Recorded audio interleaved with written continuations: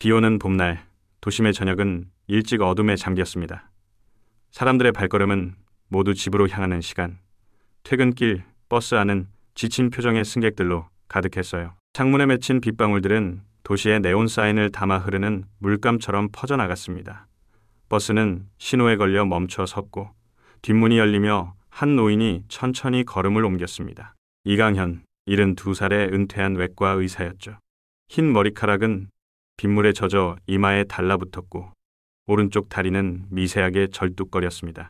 지나온 세월만큼 깊은 주름이 그의 얼굴을 덮고 있었지만 깊은 눈빛은 여전히 맑고 단단해 보였어요. 병원에서 자문의로 일하는 짧은 시간을 마치고 돌아가는 길이었습니다. 버스 안으로 들어선 그는 노약자석을 향해 걸음을 옮겼지만 이미 그 자리는 모두 채워져 있었어요. 스마트폰을 들여다보는 젊은이들, 눈을 감고 휴식을 취하는 직장인들, 그 누구도 노인의 존재를 눈치채지 못한 듯 했습니다. 괜찮습니다.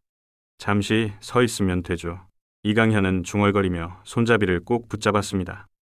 버스가 출발하자 중심을 잃을 뻔했지만 재빨리 균형을 잡았어요. 그의 다리는 오래 서 있기 힘든 상태였습니다. 3년 전 수술 후 완전히 회복되지 않은 무릎 때문이었죠. 매일 반복되는 일상이었지만 오늘따라 다리가 유난히 아팠습니다. 비 내리는 창밖을 바라보는 그의 눈에 문득 자신의 젊은 시절이 스쳐 지나갔어요. 수많은 환자들의 생명을 구했던 그 시간들. 지금은 그저 누군가의 자리를 기다리는 노인이 되었습니다. 세상은 참 빠르게 변하고 사람들은 더 빠르게 잊어갔습니다. 버스 뒤쪽에서 갑자기 시끄러운 웃음소리가 들려왔어요. 이강현은 고개를 돌려 바라보았습니다. 검은 후드티를 입은 젊은 남자 셋이 무언가를 보며 키득거리고 있었죠. 그들의 시선은 다름 아닌 이강현을 향해 있었습니다. 야, 저기 할아버지 다리 왜 저래? TV에서 본 좀비 같지 않냐? 첫 번째, 청년이 목소리를 낮춰 말했지만 충분히 주변에 들릴 만큼 컸어요. 다른 승객들은 모른 척 시선을 피했습니다. 이강현은 그저 묵묵히 앞만 바라보았어요. 수십 년간 의사로 살아오며 사람의 약함과 강함을 모두 보아왔기에 그런 말에 상처받기엔 그의 마음은 이미 단단했습니다. 할아버지, 노약자석 필요하지 않으세요? 다리가 불편해 보이는데. 두 번째 청년이 이번엔 조금 더 크게 말했습니다. 가식적인 친절함이 묻어있는 목소리였어요. 이강현은 고개를 살짝 저었습니다. 아니요, 괜찮습니다. 짧게 대답한 그의 목소리는 흔들림 없이 단단했습니다. 하지만 그 모습이 오히려 새 청년의 장난기를 자극한 듯 했어요.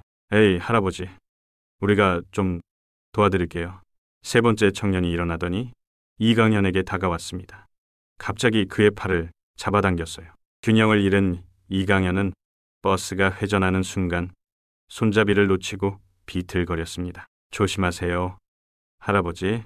청년은 웃으며 말했지만 정작 그의 손은 이강현을 제대로 붙잡아주지 않았어요.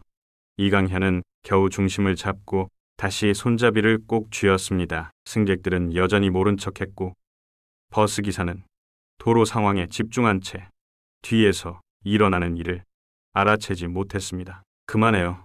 위험합니다. 이강현이 조용히 말했지만 새 청년은 더욱 즐거워하는 듯했어요. 다시 한 명이 일어나 이강현 주변을 맴돌았습니다. 할아버지, 이 정도로 위험하다고 생각하세요? 인생 경험 많으신 분이 이런 것도 못 견디면 어떡해요? 이번엔 그의 가방을 건드리기 시작했습니다. 오래된 가죽 가방 안에는 평생을 함께한 청진기와 몇 가지 약, 그리고 오래된 사진 한 장이 들어 있었어요. 그것은 이강현에게 단순한 소지품 이상의 의미를 가진 것들이었습니다. 제발 그만두세요. 이강현의 목소리가 처음으로 흔들렸습니다. 그 순간 버스가 급정거했고 준비되지 않았던 이강현은 앞으로 휘청거렸어요. 가방은 바닥에 떨어졌고 내용물이 쏟아졌습니다. 청진기가 바닥을 굴렀고 약병이 열려 알약들이 여기저기 흩어졌어요. 어이쿠, 할아버지 물건들이 모두 쏟아졌네. 청년들은 키득거리며 말했지만 도와줄 생각은 전혀 없어 보였습니다. 이강현은 천천히 무릎을 굽혀 바닥에 떨어진 물건들을 주워 담기 시작했어요. 다리가 아파 쉽지 않은 동작이었지만 그는 묵묵히 움직였습니다. 이봐요, 젊은이들. 노인을 존중하는 법을 배우지 못했나요? 갑자기 한 중년 여성이 자리에서 일어나 말했습니다. 그러나 그녀의 용기는 거기까지였어요. 청년 중 하나가 차가운 눈빛으로 그녀를 바라보자 여성은 다시 자리에 앉았습니다. 버스 안은 불편한 침묵으로 가득 찼어요. 이강현은 마지막으로 떨어진 사진을 집어들었습니다. 빛바랜 흑백 사진 속에는 군복을 입은 젊은 병사가 있었어요. 그의 얼굴은 희미했지만 왼쪽 엄지에 V자 흉터가 선명했습니다. 이강현은 그 사진을 소중히 가방에 넣었어요. 할아버지, 그거 뭐예요? 옛날 남자친구 사진이에요? 청년 하나가 비웃으며 물었습니다. 이강현은 대답하지 않았어요. 40년이 넘는 세월 동안 그는 그 사진 속 병사를 찾고 있었습니다. 생명의 은인을 한 번만 더 만나고 싶다는 소망을 품고 살아왔죠. 버스는 다음 정류장에 멈췄고 몇몇 승객이 내렸습니다. 하지만 그 자리는 곧 새로운 승객들로 채워졌어요. 이강현은 여전히 서서 손잡이를 붙잡고 있었습니다. 청년들의 시선이 다시 그에게로 향했고 그들의 장난은 계속될 것 같았습니다. 한 청년이 은밀한 미소를 지으며 발을 뻗었어요. 다음 정류장을 알리는 안내 방송이 나오는 순간 버스가 멈추자 이강현은 청년의 발에 걸려 앞으로 넘어질 뻔했습니다. 간신히 중심을 잡았지만 무릎에 갑작스러운 통증이 밀려왔어요. 죄송합니다, 할아버지. 제가 실수했네요. 청년은 진심 없는 사과를 했고 그의 친구들은 키득거렸습니다. 이강현의 얼굴이 창백해졌어요. 다리의 통증이 심해졌고 그는 이마에 맺힌 식은땀을 느꼈습니다. 하지만 그 누구도 진심으로 걱정하는 이는 없었습니다. 버스는 계속해서 도로를 달렸고 창밖으로는 빗줄기가 더욱 거세졌어요. 이강현은 다음 정류장에서 내릴 생각이었습니다. 평소보다 두 정거장 앞이었지만 더 이상 견디기 힘들었어요. 그때였습니다. 뒷문이 열리며 한 노인이 버스에 올라탔습니다. 키가 크고 단단한 체격의 70대 남성이었어요. 비에 젖은 모자를 벗으며 그는 버스 안을 천천히 둘러보았습니다. 비에 젖은 회색 코트를 입은 노인은 버스 안을 천천히 훑어보았습니다. 그의 눈빛은 날카로웠고 움직임은 나이에 비해 민첩했어요. 최태수, 76살의 그는 퇴직한 경호원이자 태권도 사범이었습니다. 그의 등은 여전히 꼿꼿했고 걸음걸이는 단단했어요. 버스가 출발하자 최태수는 손잡이를 붙잡았습니다.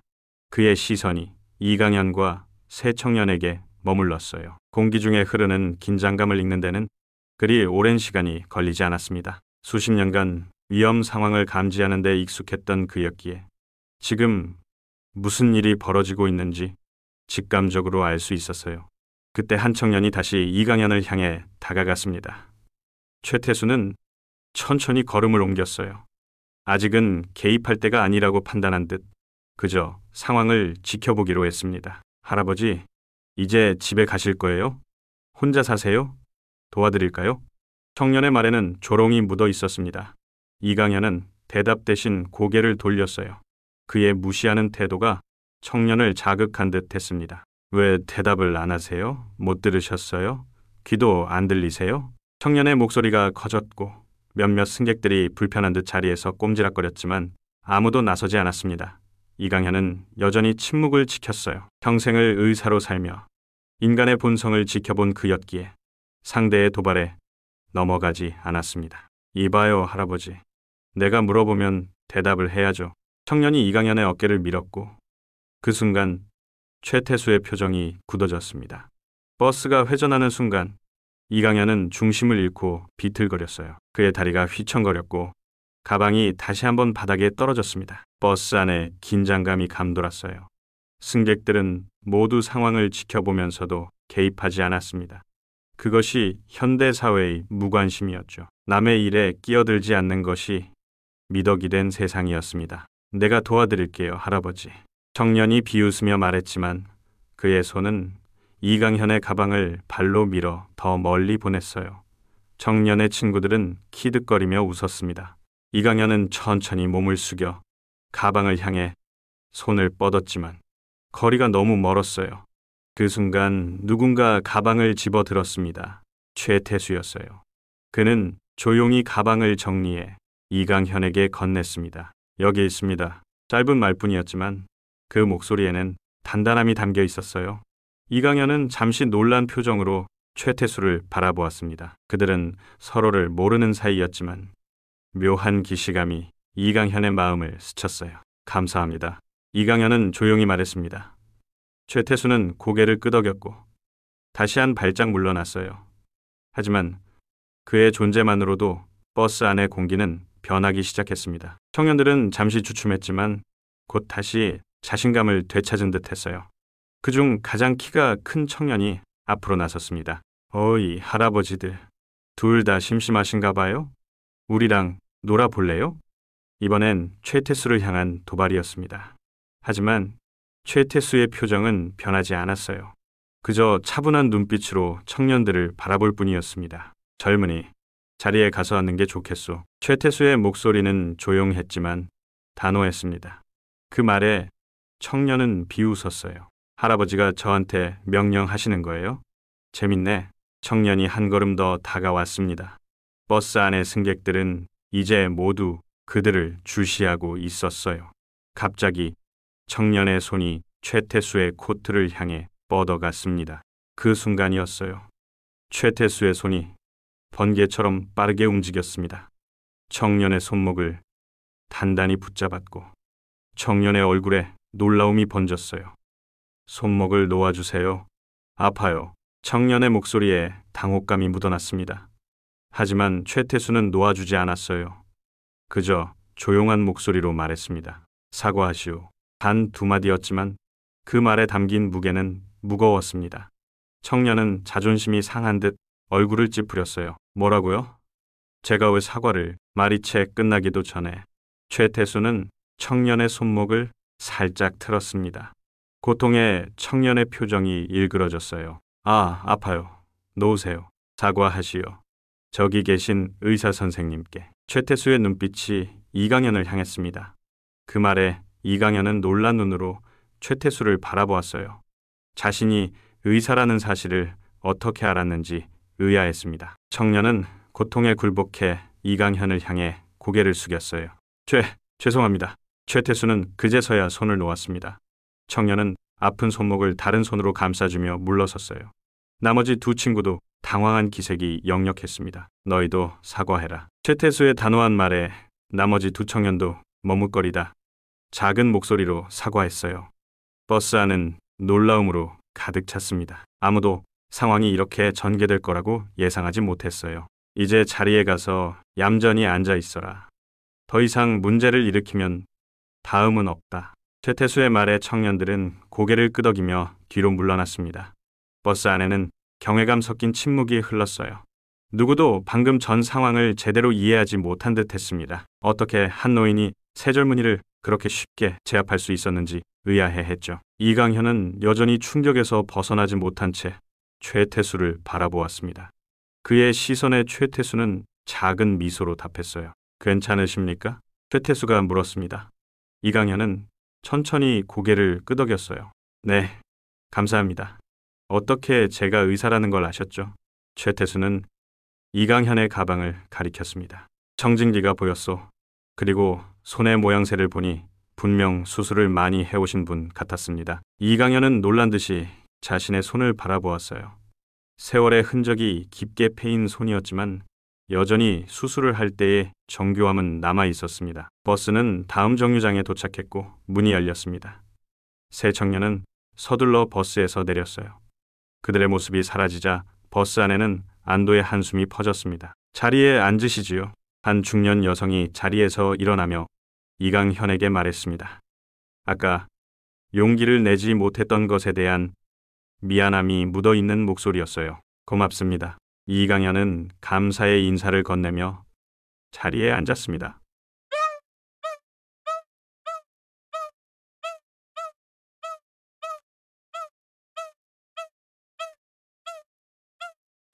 최태수는 여전히 서서 손잡이를 잡고 있었어요.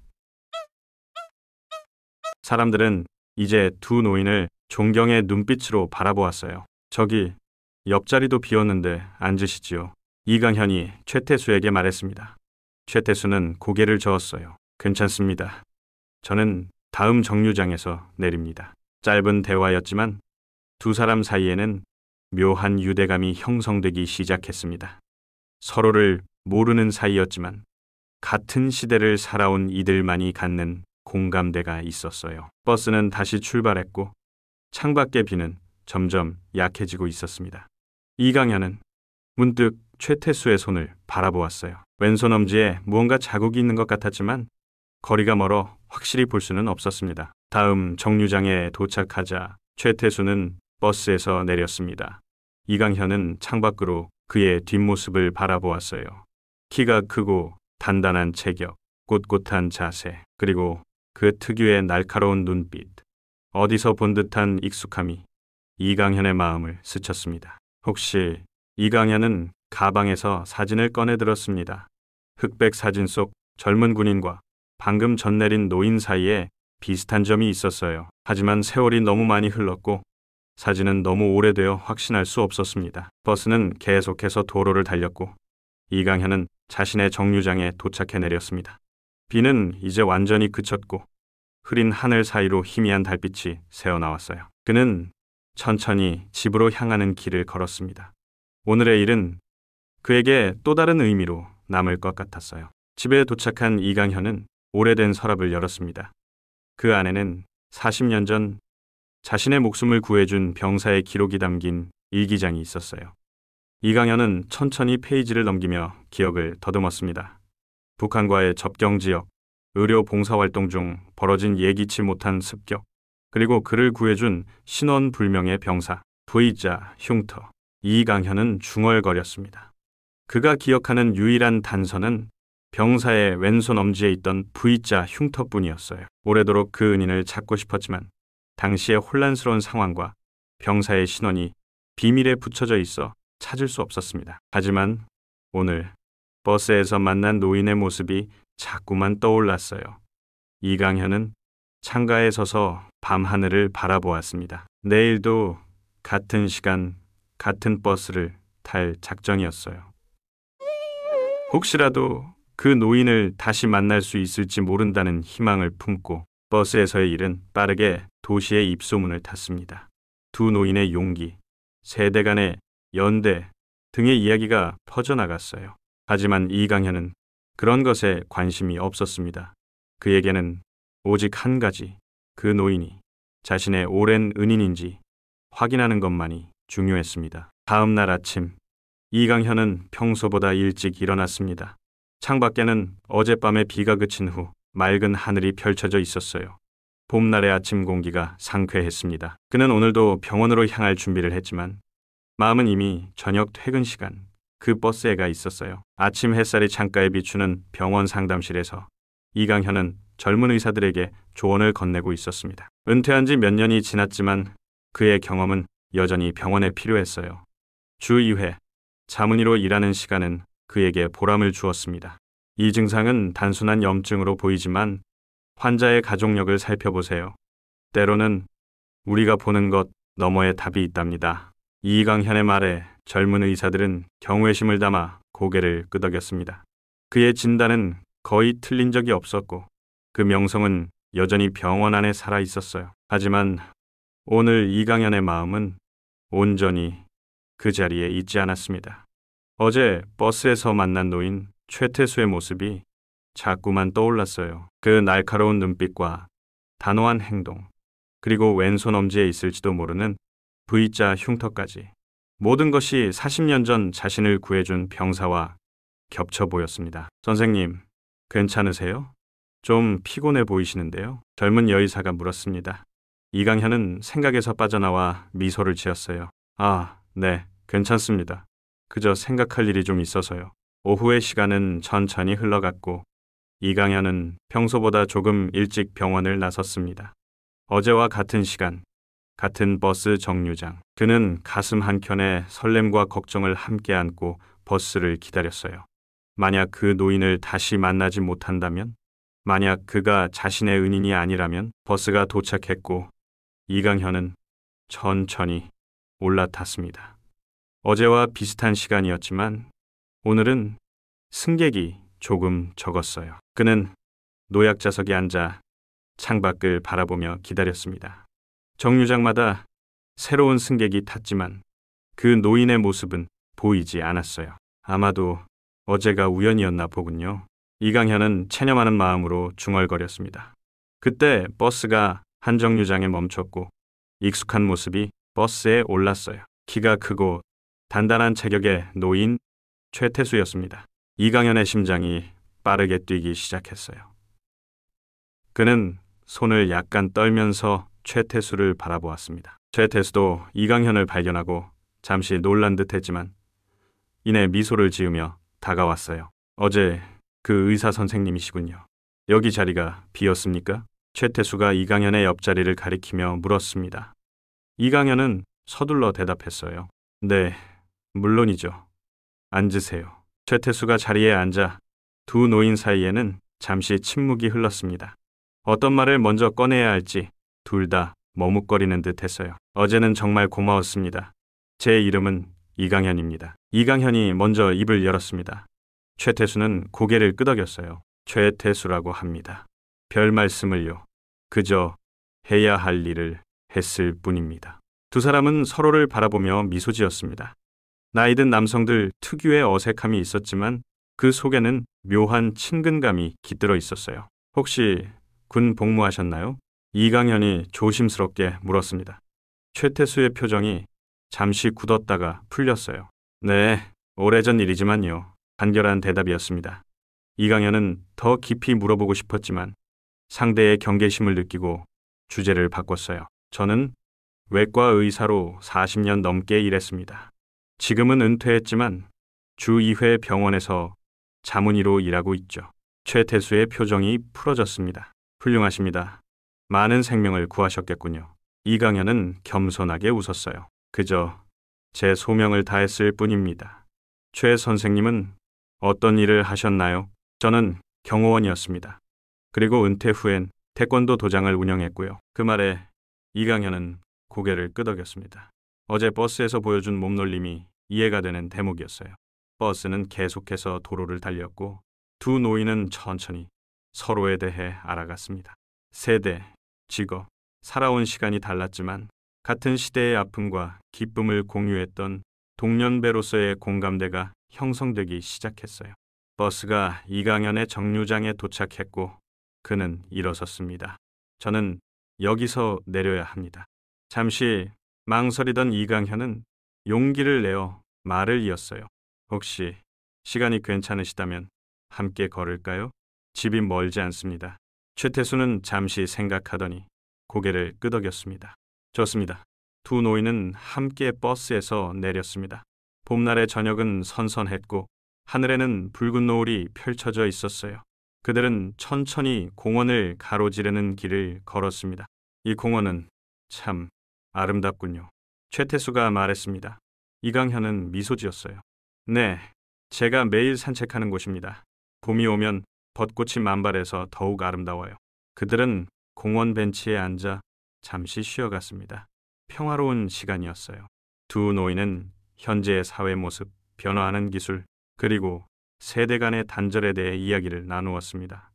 서로의 생각이 비슷하다는 것을 발견하며 더욱 가까워졌어요. 아, 참. 어제는 어떻게 제가 의사라는 걸 아셨죠? 이강현이 문득 궁금증을 표했습니다. 최태수는 미소 지었어요. 가방에서 청진기가 보였다고 말씀드렸지만 사실은 손을 보고 알았습니다. 수술용 메스를 오랫동안 다룬 사람의 손은 독특한 특징이 있거든요. 이강현은 놀란 표정으로 자신의 손을 내려다보았습니다. 놀랍군요. 그렇게 세세한 것까지 관찰하시다니. 경호원 일을 하다 보면 사람의 특징을 빠르게 파악하는 습관이 생깁니다. 대화는 자연스럽게 흘러갔고 어느새 해가 완전히 저 가로등이 하나둘 켜지기 시작했어요.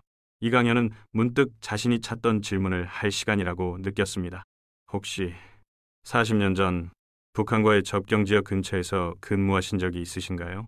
질문이 떨어지자 최태수의 표정이 굳어졌습니다. 길고 불편한 침묵이 이어졌어요. 왜 그런 질문을 하시는 겁니까? 최태수의 목소리는 경계심으로 가득했습니다. 이강현은 깊은 숨을 내쉬었어요. 40년 전 저는 국경 지역 마을에서 의료 봉사 활동을 하고 있었습니다. 그때 갑작스러운 습격이 있었고 한 군인이 제 목숨을 구해 주었어요. 그분의 왼손 엄지에는 V자 흉터가 있었습니다. 이강현은 가방에서 오래된 사진을 꺼내 최태수에게 보여주었어요. 희미한 흑백 사진 속에는 젊은 군인의 모습이 담겨 있었습니다. 그 이후로 줄곧 그분을 찾고 있었습니다. 제 생명의 은인이니까요. 최태수는 사진을 받아들고 오랫동안 바라보았습니다. 그의 손이 미세하게 떨렸어요. 이강현은 최태수의 왼손을 주시했습니다. 엄지손가락을 감싸고 있는 밴드가 보였어요. 손가락에 다치셨습니까? 이강현이 조심스럽게 물었습니다. 최태수는 천천히 고개를 들었어요. 아닙니다. 그저 오래된 흉터일 뿐입니다. 그 말에 이강현의 심장이 빠르게 뛰기 시작했습니다. 최태수는 천천히 밴드를 풀었어요. 가로등 불빛 아래에서도 선명하게 보이는 V자 흉터. 이강현은 숨을 들이켰습니다. 당신, 정말 그 군인이었군요. 최태수는 아무 말도 하지 않았지만 그의 눈빛이 모든 것을 말해주고 있었어요. 두 노인은 서로를 바라보며 오랜 시간 침묵했습니다. 40년의 세월을 뛰어넘는 재회. 그것은 운명이라고밖에 설명할 수 없는 순간이었어요. 어떻게 저를 기억하셨습니까? 최태수가 마침내 입을 열었습니다. 이강현은 미소 지었어요. 잊을 수가 없었습니다. 당신이 아니었다면 저는 그날 죽었을 겁니다. 그 후로 제가 구한 모든 생명은 당신 덕분이라고 생각해왔어요. 최태수의 눈에 희미한 눈물이 맺혔습니다. 강인한 경호원, 북파 공작원 출신의 그에게는 드문 감정의 노출이었어요. 저는 그저 임무를 수행했을 뿐입니다. 이강현은 고개를 저었습니다. 아닙니다. 당신은 그 이상을 하셨어요. 제 인생을 구했고 수많은 다른 생명을 구할 기회를 주셨습니다. 두 노인은 벤치에 나란히 앉아 과거의 이야기를 나누기 시작했습니다. 최태수는 비밀 작전에 대해 조금씩 털어놓았고 이강현은 그날 이후에 자신의 삶에 대해 이야기했어요. 시간은 빠르게 흘러갔고 어느새 밤이 깊어졌습니다. 이제 돌아가야겠군요. 늦었습니다. 최태수가 일어서며 말했습니다. 이강현도 따라 일어났어요. 내일도 같은 시간에 버스에서 만날 수 있을까요? 이강현이 물었습니다. 최태수는 미소 지었어요. 그럼요. 기다리겠습니다.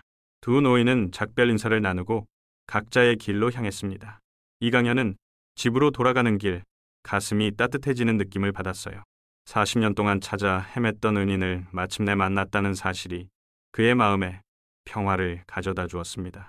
그날 밤 이강현은 오래된 일기장을 펼쳐 새로운 이야기를 적어 내려갔습니다. 오늘 나는 내 생명의 은인을 다시 만났다. 이것은 우연이 아닌 운명임을 확신한다. 다음 날부터 두 노인의 일상은 조금씩 변해갔습니다. 매일 같은 버스를 타고 함께 공원을 산책하며 서로의 이야기를 나누었어요. 그들은 서로에게서 잃어버렸던 친구를 찾은 듯 했습니다. 봄이 무르익어가는 오후, 이강현은 병원 자문을 마치고 약속된 시간에 버스 정류장에 도착했습니다. 이제 이곳은 그에게 단순한 교통수단을 기다리는 장소가 아니었어요. 최태수와의 만남을 기다리는 설렘의 장소였습니다. 버스에 오르자 이미 최태수가 노약자석에 앉아 그를 기다리고 있었어요. 한 주가 지난 지금 두 노인의 만남은 일상이 되어가고 있었습니다. 이강현은 천천히 다가가 인사했습니다. 기다리셨어요? 최태수는 미소로 답했습니다. 아닙니다. 방금 왔습니다. 언제나 그렇듯 짧고 간결한 대답이었지만 이강현은 이제 그의 표현 방식에 익숙해져 있었어요. 겉으로는 무뚝뚝해 보이지만 그 속에 따뜻한 마음을 품고 있다는 것을 알았습니다. 버스는 도심을 가로질러 천천히 달렸습니다. 창밖으로 벚꽃이 흩날리는 모습이 보였어요. 두 노인은 조용히 풍경을 감상했습니다. 오늘은 어떤 하루를 보내셨습니까? 이강현이 물었습니다. 최태수는 창밖을 바라보며 대답했어요. 예전 제자가 운영하는 도장에 잠시 들렀습니다. 아이들이 태권도 배우는 모습을 보니 기분이 좋더군요. 그의 목소리에는 드물게 온기가 느껴졌습니다. 이강현은 미소 지었어요. 아이들은 언제 봐도 에너지가 넘치죠. 저도 손주들이 놀러 올 때면 그 생기가 전해져 오는 것 같습니다. 대화는 자연스럽게 이어졌고 두 사람은 정류장에서 함께 내려 이제는 익숙한 공원 산책로를 걸었습니다. 지난 며칠간 그들은 서로의 과거와 현재에 대해 많은 이야기를 나누었어요. 하지만 최태수는 자신이 북파 공작원이었다는 사실에 대해서는 여전히 구체적으로 언급하지 않았습니다. 오늘도 그들은 공원 벤치에 앉아 쉬어가기로 했어요. 이강현이 준비해온 보온병에서 따뜻한 차를 따랐습니다. 이건 제가 직접 만든 대추차입니다. 한잔 하시겠어요? 최태수는 감사히 받아 한 모금 마셨습니다. 맛있군요. 감사합니다. 두 사람이 차를 마시며 담소를 나누고 있을 때 갑자기 멀리서 아이들의 울음소리가 들려왔어요. 민첩하게 일어선 최태수는 소리가 나는 방향을 주시했습니다. 무슨 일인지 보고 옵시다. 이강현도 천천히 일어났고 두 노인은 소리가 나는 쪽으로 걸어갔습니다. 작은 연못 근처에서 한 아이가 물에 빠져 허우적거리고 있었어요. 주위 사람들은 당황한 채 서 있었고 아이의 어머니로 보이는 여성이 소리를 지르고 있었습니다. 망설임 없이 최태수가 연못으로 뛰어들었어요. 나이에 비해 놀라울 정도로 빠른 움직임이었습니다. 그는 금세 아이에게 다가가 안전하게 끌어안고 안으로 헤엄쳐 나왔습니다. 이강현은 재빨리 아이의 상태를 확인했어요. 다행히 심각한 상황은 아니었습니다. 물을 약간 마셨지만 의식은 또렷했어요. 아이는 괜찮습니다. 하지만 병원에 가서 정밀 검사를 받는 게 좋겠어요. 이강현이 전문가적인 판단을 내렸습니다. 아이의 어머니는 감사의 인사를 연거푸 전했고 구급차가 도착하자 아이를 데리고 병원으로 향했어요. 최태수는 젖은 옷을 입은 채 서 있었습니다. 이강현은 재킷을 벗어 그에게 건넸어요. 감기 들겠습니다. 우선 제 집으로 가서 옷을 갈아입읍시다. 걸어서 10분 거리입니다. 최태수는 잠시 망설이다가 고개를 끄덕였습니다. 두 사람은 이강현의 집으로 향했어요. 아파트 15층. 이강현의 집은 소박하지만 따뜻한 분위기였습니다. 욕실은 저쪽입니다. 수건과 옷을 가져다 드릴게요. 최태수는 욕실로 들어갔고 이강현은 자신의 옷 중 최태수의 체격에 맞을 만한 것을 찾아 욕실 문 앞에 두었습니다. 그리고 부엌으로 가서 따뜻한 차를 준비했어요. 잠시 후 최태수가 갈아입은 옷을 입고 나왔습니다. 그는 평소보다 더 피로해 보였어요. 괜찮으신가요? 많이 지치셨겠어요? 이강현이 걱정스럽게 물었습니다. 최태수는 고개를 저었어요. 괜찮습니다. 단지 그가 말을 멈추고 갑자기 오른쪽 가슴을 움켜쥐었습니다. 이강현은 즉시 그의 상태를 살폈어요. 숨쉬기가 힘듭니까? 가슴이 아프신가요? 최태수는 천천히 고개를 끄덕였습니다. 이강현은 그를 소파에 앉히고 청진기를 가져왔어요. 심장박동을 확인한 후 그의 표정이 심각해졌습니다. 심장박동이 불규칙합니다. 병원에 가봐야 할 것 같아요. 최태수는 고개를 저었습니다. 아닙니다. 잠시 쉬면 괜찮아집니다. 예전부터 가끔씩 이랬어요. 이강현은 걱정스러운 표정으로 그를 바라보았어요. 혹시 가슴에 총상을 입은 적이 있으신가요? 그 질문에 최태수의 눈이 커졌습니다. 어떻게 아셨죠? 이강현은 청진기를 내려놓으며 대답했어요. 의사로서의 경험입니다. 그리고 40년 전 제가 생명을 구해주신 그 군인도 총상을 입고 있었어요. 최태수는 깊은 숨을 내쉬었습니다. 그리고 천천히 셔츠 버튼을 풀어 가슴을 드러냈어요. 오른쪽 가슴에는 오래된 총상 흉터가 있었습니다. 북한 지역에서 임무 중에 다쳤습니다. 총알은 제거했지만 파편 몇 개가 심장 근처에 남아있어요. 이강현은 그 흉터를 자세히 살펴보았습니다. 이런 상태로 계속 생활하셨다니 통증이 심하실 텐데요. 최태수는 다시 셔츠를 여미며 대답했어요. 살아남기 위해선 참는 수밖에 없었습니다. 이강현은 소파에 앉으며 깊은 생각에 잠겼습니다. 그리고 잠시 후 조심스럽게 물었어요. 혹시 북한 함경북도 접경지역 마을에 대해 아시나요? 마을 이름은 기억나지 않지만 작은 연못이 있고 그 주변에는 그의 말에 최태수가 갑자기 끼어들었습니다. 동쪽으로 소나무 숲이 있고 북쪽에는 작은 언덕이 있었죠. 마을 중앙에는 우물이 있었고 우물 옆에는 새 그루의 느티나무가 있었습니다. 이강현은 놀란 표정으로 그를 바라보았어요. 어떻게 그렇게 정확히 알고 계시죠? 그곳은 일반인들에게 잘 알려지지 않은 곳이었는데 최태수는 창밖을 바라보며 말했습니다. 저는 그곳에서 6개월을 보냈습니다. 북파공작원으로. 임무는 북한 내부의 정보를 수집하고 필요하다면 특정 인물을 납치하는 것이었어요. 이강현의 눈이 커졌습니다. 최태수가 드디어 자신의 과거에 대해 말하기 시작한 것이었어요. 그리고 40년 전 그날 북한 군 정찰대가 마을을 급습했을 때 제가 그곳에 있었습니다. 이강현은 천천히 고개를 끄덕였습니다. 조각들이 하나둘 맞춰지기 시작했어요. 당신이 저를 구해줬군요. 의료봉사단이 습격당했을 때 최태수는 고개를 끄덕였습니다. 네, 하지만 그건 제 임무였습니다. 국가에서는 민간인 보호를 최우선으로 하라고 지시했으니까요. 이강현은 다시 그의 왼손을 바라보았습니다. V자 흉터가 선명했어요. 그 흉터는 어떻게 생긴 건가요? 최태수는 왼손 엄지를 바라보았습니다. 북한 군인과의 격투 중에 생겼습니다. 그가 칼로 공격했고 제가 맨손으로 받아냈죠. 그날 밤 당신을 구출한 직후였습니다. 이강현의 눈에 눈물이 고였습니다. 최태수가 자신을 구하기 위해 그런 부상을 입었다니 이 모든 것이 운명이라고밖에 설명할 수 없네요. 40년이 지나 우리가 다시 만나다니. 최태수는 미소 지었지만 그의 눈에는 슬픔이 있었어요. 하지만 저는 그저 임무를 수행한 것뿐입니다. 당신이 생각하는 영웅이 아니에요. 이강현은 고개를 저었습니다. 아닙니다. 당신이 없었다면 저는 그날 죽었을 거예요. 그리고 제가 이후 40년간 구한 모든 환자들도 살릴 수 없었겠죠. 당신은 한 사람이 아니라 수많은 사람의 생명을 구한 겁니다. 두 사람 사이에 잠시 침묵이 흘렀습니다. 이강현은 차를 한 모금 마시고 조심스럽게 물었어요. 그런데 왜 자신의 신원을 밝히지 않으셨나요? 군 기록에도 없고 제가 아무리 찾아도 정보가 없었어요. 최태수의 표정이 어두워졌습니다. 북파공작원의 신원은 철저히 비밀에 붙여졌습니다. 체포되거나 목숨을 잃으면 정부는 우리의 존재 자체를 부인했어요.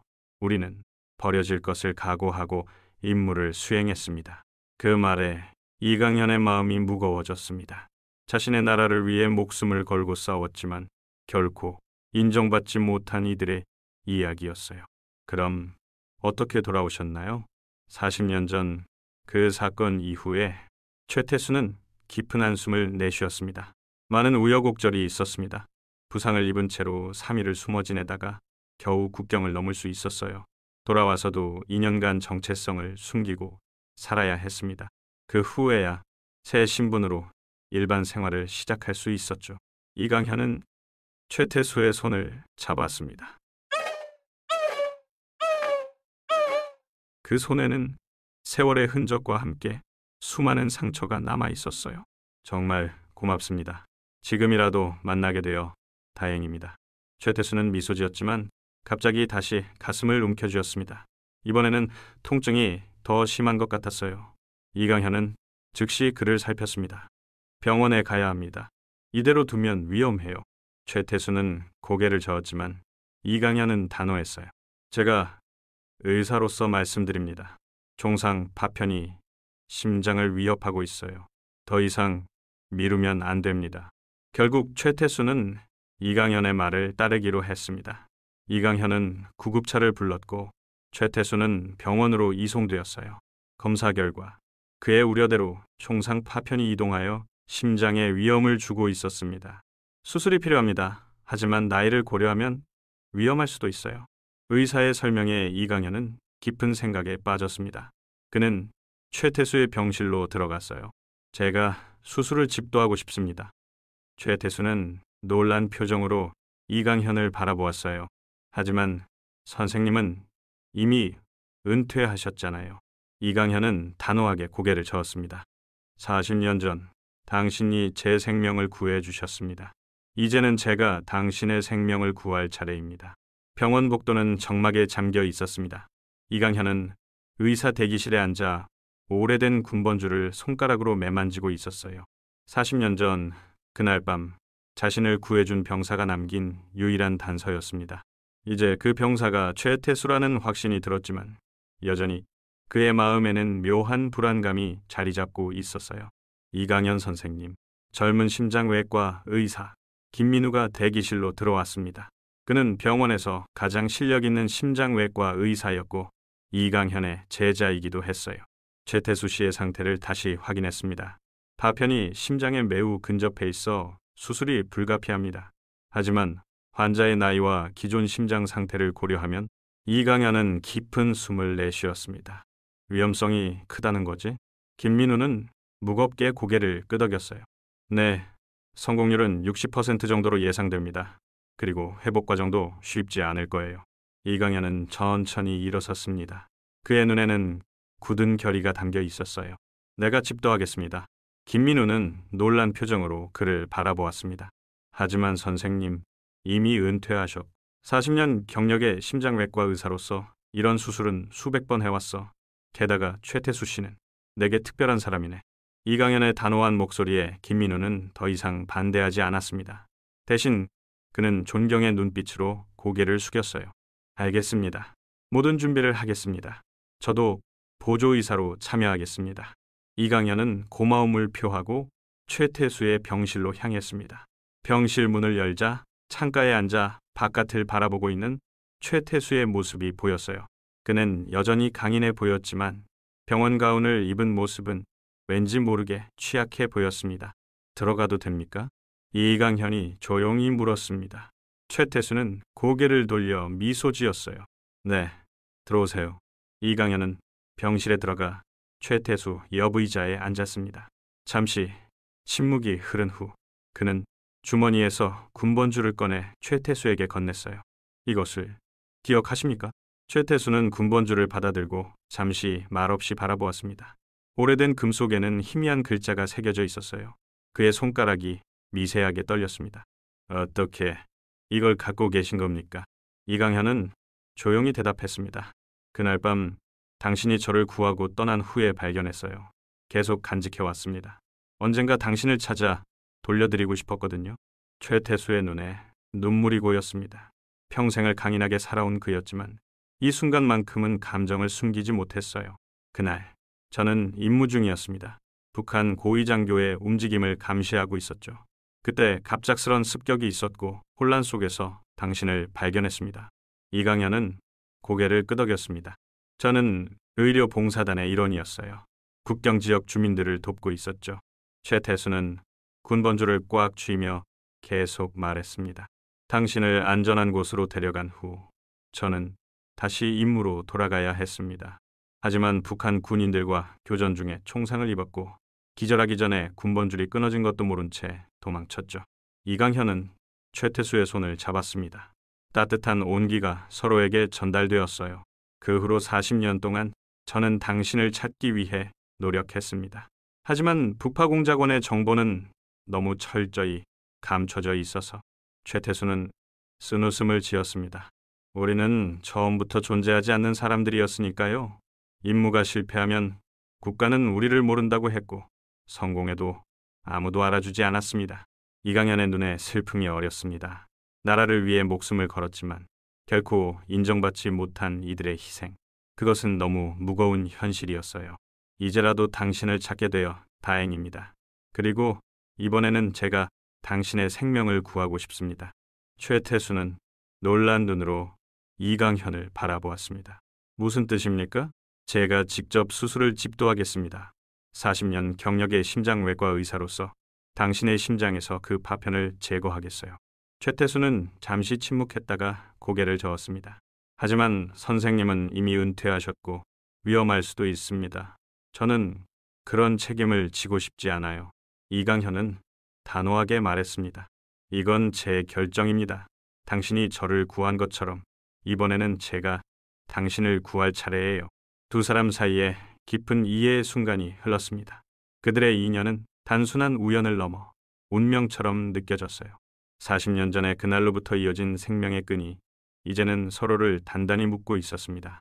최태수는 천천히 고개를 끄덕였습니다. 그럼 선생님께 제 생명을 맡기겠습니다. 이강현은 미소 지었지만 그의 마음속에는 큰 부담감이 자리 잡고 있었어요. 은퇴한 지 몇 년이 지났고 나이가 들면서 손에 미세한 떨림도 있었습니다. 하지만 그는 최선을 다할 것을 스스로에게 다짐했어요. 그날 밤 이강현은 병원 의학 도서관에서 최신 심장 수술 기법과 최태수의 상태와 유사한 케이스들을 연구했습니다. 과거의 경험과 새로운 지식을 접목시키며 그는 완벽한 수술 계획을 세우고자 했어요. 새벽녘 피로에 지친 이강현이 잠시 눈을 감았을 때 문이 열리는 소리가 들렸습니다. 김민우였어요. 선생님, 계속 여기 계셨군요. 쉬셔야 합니다. 내일이 중요한 날이잖아요. 이강현은 피곤한 눈을 비비며 고개를 저었습니다. 괜찮아. 조금만 더 연구하고 싶네. 김민우는 의자에 앉으며 말했습니다. 선생님께서 이렇게 최태수 씨를 위해 노력하시는 모습을 보니 그분이 정말 특별한 분이신가 봅니다. 이강현은 잠시 침묵하다가 대답했어요. 그는 내 생명의 은인이야. 40년 전 그가 없었다면 나는 이 세상에 없었을 거야. 그리고 내가 그동안 구한 모든 환자들도 살리지 못했겠지. 김민우의 눈이 커졌습니다. 그는 이강현의 이야기에 감동받은 듯 조용히 듣고 있었어요. 이강현은 40년 전의 사건부터 최근의 재회까지 모든 것을 털어놓았습니다.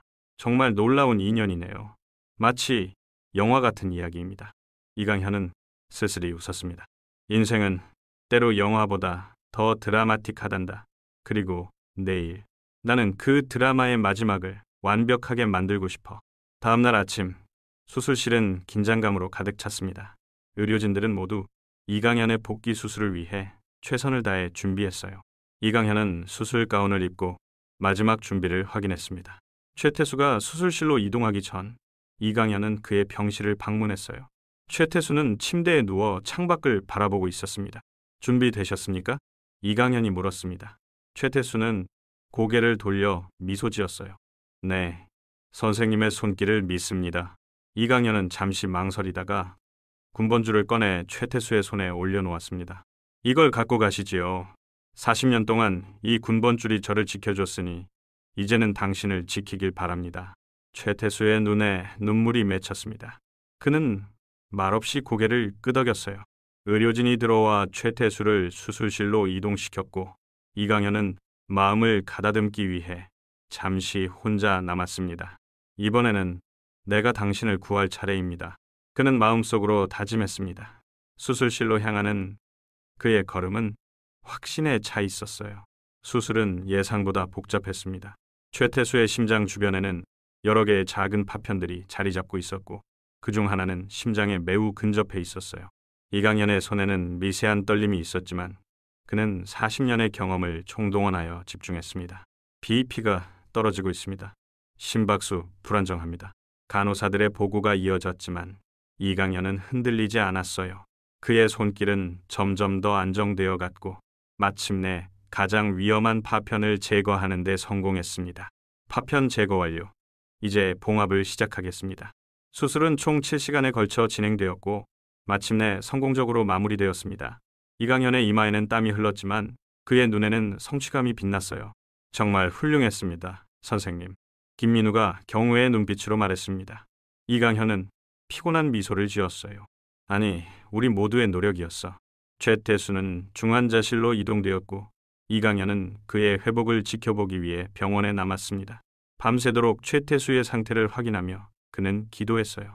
부디 회복하게 해주세요. 아직 그와 나눌 이야기가 많이 남아 있습니다. 날이 밝아오자 최태수의 상태는 안정되기 시작했습니다. 그의 활력 징후는 양호했고 의학적으로는 위기를 넘긴 상태였어요. 이강현은 안도의 한숨을 내쉬었습니다. 중환자실 창가에 서서 아침 햇살을 맞으며 이강현은 마음속으로 감사의 기도를 올렸어요. 40년 전 최태수가 그의 생명을 구했을 때의 그 운명적인 순간이 이제는 역전된 것 같았습니다. 이제 그들은 서로의 생명을 구한 은인이 되었어요. 며칠 후 최태수는 일반 병실로 이동했습니다. 그의 회복 속도는 의사들의 예상보다 빨랐어요. 이강현은 매일 아침 저녁으로 그를 방문했고 두 노인은 과거와 현재에 대한 이야기를 나누며 더욱 가까워졌습니다. 선생님 덕분에 새 생명을 얻은 것 같습니다. 최태수가 어느 오후 병실 창가에 앉아 이강현에게 말했습니다. 이강현은 미소 지었어요. 이제 우리는 서로에게 빚이 없게 되었군요. 최태수는 고개를 저었습니다. 아닙니다. 우리는 빚이 없어진 것이 아니라 더 깊은 인연으로 묶였습니다. 그 말에 이강현의 눈가가 촉촉해졌어요. 그는 최태수의 손을 잡았습니다. 그렇군요. 우리는 이제 생명의 인연으로 맺어진 가족 같은 존재가 되었습니다. 병실 창 너머로 봄날의 햇살이 따뜻하게 비추고 있었습니다. 두 노인의 얼굴에는 평화로운 미소가 어려 있었어요. 그들은 이제 서로에게 새로운 의미의 친구이자 가족이 되어 있었습니다. 봄비가 부슬부슬 내리는 오후, 병원 복도에는 조용한 긴장감이 흐르고 있었습니다. 최태수의 병실 앞에는 의료진들이 모여 심각한 논의를 나누고 있었어요. 수술 이후 일주일, 그의 상태는 처음에는 안정적이었지만 갑작스런 합병증으로 다시 위기를 맞이했습니다. 이강현은 창가에 서서 비오는 모습을 바라보고 있었어요. 그의 표정에는 깊은 걱정과 자책감이 어려 있었습니다. 40년 만에 찾은 생명의 은인을 다시 잃을지도 모른다는 두려움이 그를 짓누르고 있었어요. 이강현 선생님, 김민우가 병실에서 나와 그에게 다가왔습니다. 이강현은 천천히 고개를 돌렸어요. 어떻습니까? 김민우는 무거운 표정으로 대답했습니다. 상태가 좋지 않습니다. 제거한 파편 주변에서 감염이 시작되었고 항생제에 반응하지 않아요. 면역 체계가 약해진 상태라 더 위험합니다. 이강현의 얼굴이 창백해졌습니다. 그는 의사로서 그런 상황의 심각성을 너무나 잘 알고 있었어요. 최선의 방법은 무엇입니까? 김민우는 잠시 머뭇거리다 대답했습니다. 재수술이 불가피합니다. 감염된 부위를 완전히 제거하고 새 항생제 요법을 시작해야 해요. 하지만 이강현은 그의 말을 끊었습니다. 하지만 최태수 씨의 몸 상태가 두 번째 수술을 견딜 수 있을지 의문이다. 그렇죠. 김민우는 묵묵히 고개를 끄덕였어요. 두 의사 사이에 무거운 침묵이 흘렀습니다. 이강현은 깊은 생각에 잠겼어요. 제가 다시 집도하겠습니다. 김민우의 눈이 커졌습니다. 하지만 선생님, 첫 수술도 이미 무리하셨는데 두 번째는 더 위험할 수 있어요. 게다가 감염 상황은 더 복잡합니다. 이강현은 단호하게 고개를 저었어요. 최태수 씨의 상태를 가장 잘 아는 사람은 나입니다. 내가 첫 수술을 했으니 두 번째도 내가 해야 해. 그리고 이건 단순한 의사와 환자의 관계가 아닙니다. 김민우는 더 이상 반대하지 않았어요. 그는 이강현의 결심이 얼마나 강한지 알고 있었습니다. 알겠습니다. 모든 준비를 하겠습니다. 이강현은 최태수의 병실로 향했습니다. 산소 마스크를 쓴 채 누워있는 최태수는 평소보다 훨씬 창백해 보였어요. 하지만 이강현이 들어오자 그의 눈은 여전히 반짝였습니다. 다시 위험해진 모양이군요. 최태수가 힘없는 목소리로 말했습니다. 이강현은 그의 곁에 앉아 손을 잡았어요. 네, 하지만 걱정 마세요. 다시 제가 수술을 하겠습니다. 최태수의 눈에 걱정이 어렸습니다. 너무 무리하시는 것 아닙니까? 선생님도 이미 연세가 있으신데. 이강현은 미소 지었습니다. 당신이 40년 전 저를 구하기 위해 목숨을 걸었듯이 저도 이번엔 당신을 위해 최선을 다할 겁니다. 우리는 이렇게 서로를 지키며 살아가는 거니까요. 최태수의 눈에 눈물이 맺혔습니다. 그는 천천히 고개를 끄덕였어요. 그럼 또 한 번 선생님께 제 생명을 맡기겠습니다. 이강현은 최태수의 손을 더 단단히 잡았습니다. 그 순간 그들 사이에 특별한 연결고리가 형성된 듯 했어요. 생명을 구하고 구원받는 관계를 넘어 깊은 우정과 신뢰로 맺어진 두 노인의 인연. 수술 준비는 신속하게 이루어졌습니다.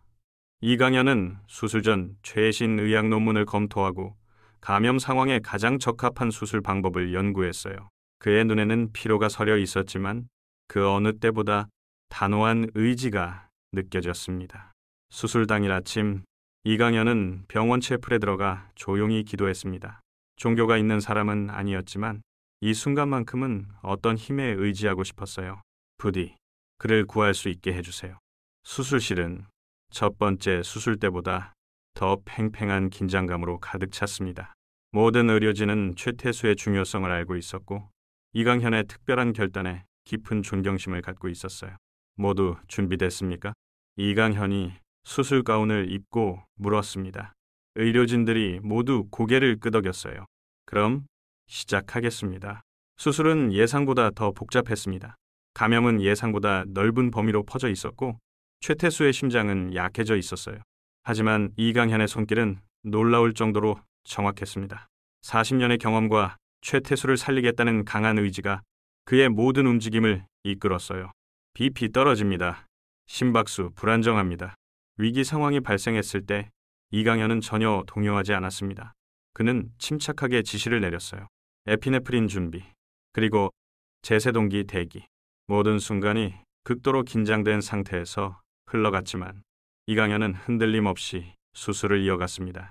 마침내 6시간의 고된 작업 끝에 감염 부위를 완전히 제거하는 데 성공했어요. 봉합 시작하겠습니다. 마지막 스티치를 놓을 때 이강현의 손에 미세한 떨림이 있었지만 그는 끝까지 완벽하게 수술을 마쳤습니다. 수술실을 나오는 그의 발걸음은 피로로 비틀거렸어요. 김민우가 그를 부축했습니다. 정말 놀라운 집도였습니다, 선생님. 저희 젊은 의사들도 따라갈 수 없는 기술이었어요. 이강현은 피곤한 미소를 지었습니다. 나이가 들면 경험이 기술을 대신하는 법이야. 그는 대기실 소파에 앉아 눈을 감았습니다. 몸은 지쳤지만 마음은 이상하게 평화로웠어요.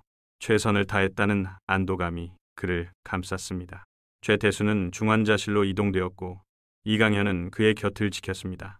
밤새도록 최태수의 활력 징후를 확인하며 그는 자신도 모르게 옛 기억 속으로 빠져들었어요.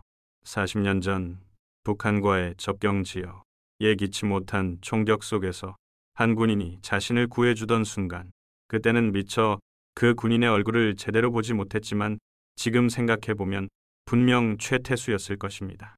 운명은 참 신비롭게도 두 사람을 다시 이어주었어요. 이런 곳에서 주무시면 안 됩니다, 선생님. 간호사의 목소리에 이강현은 잠에서 깼습니다. 그는 중환자실 의자에서 잠들어 있었어요. 최태수 씨 상태는 어떻습니까? 간호사는 미소 지었습니다. 안정적입니다. 활력 징후가 좋아지고 있어요. 이강현은 안도의 한숨을 내쉬었습니다. 그는 창가로 걸어가 아침 햇살을 맞았어요. 비가 그치고 맑은 하늘이 펼쳐져 있었습니다. 이제 괜찮을 거예요. 그는 중얼거렸습니다. 그리고 그때 최태수가 눈을 뜨는 것을 발견했어요. 이강현은 서둘러 그의 곁으로 갔습니다. 어떠세요? 괜찮으십니까? 최태수는 약하게 미소 지었습니다. 네, 살 것 같습니다. 그 말에 이강현의 눈가가 촉촉해졌어요. 그는 최태수의 손을 잡았습니다. 다행입니다. 정말 다행이에요. 며칠 후 최태수는 일반 병실로 이동했습니다. 그의 회복은 놀라울 정도로 빨랐어요. 의사들은 그의 강인한 생명력에 놀라워했습니다. 북파공작원 출신이라 그런지 생존 본능이 남다른 것 같아요. 김민우가 이강현에게 말했습니다. 이강현은 미소 지었어요. 그가 살아온 인생 자체가 투쟁이었으니까요. 이런 정도의 수술쯤이야. 하지만 그의 말과는 달리 이강현은 최태수의 회복이 기적처럼 느껴졌습니다. 두 번의 대수술을 견뎌낸 것은 분명 최태수의 강한 의지 덕분이었어요. 병원 뒤뜰 벤치에서 두 노인은 함께 봄 햇살을 즐기고 있었습니다. 최태수는 아직 휠체어에 의지해야 했지만 그의 표정은 평화로웠어요. 선생님, 제 생명을 두 번이나 구해주셨군요. 이강현은 고개를 저었습니다. 한 번이죠. 당신이 먼저 제 생명을 구했으니까요. 우리는 이제 1대1입니다. 최태수는 조용히 웃었습니다. 그들 사이에는 이제 말로 표현할 수 없는 특별한 유대감이 형성되어 있었어요. 이제 어떻게 하실 생각입니까? 이강현이 물었습니다. 최태수는 잠시 생각하더니 대답했어요. 솔직히 모르겠습니다. 제 인생의 대부분은 임무와 생존을 위한 싸움이었어요. 이제 와서 평화롭게 살아간다는 것이 어색하기만 합니다. 이강현은 그의 마음을 이해했습니다. 40년간 자신의 정체성을 숨기고 살아온 사람에게 갑자기 모든 것을 드러내고 새로운 삶을 시작한다는 것은 쉽지 않은 일이었어요. 우리 함께 새로운 시작을 해보면 어떨까요? 저도 혼자 사는 신세인데.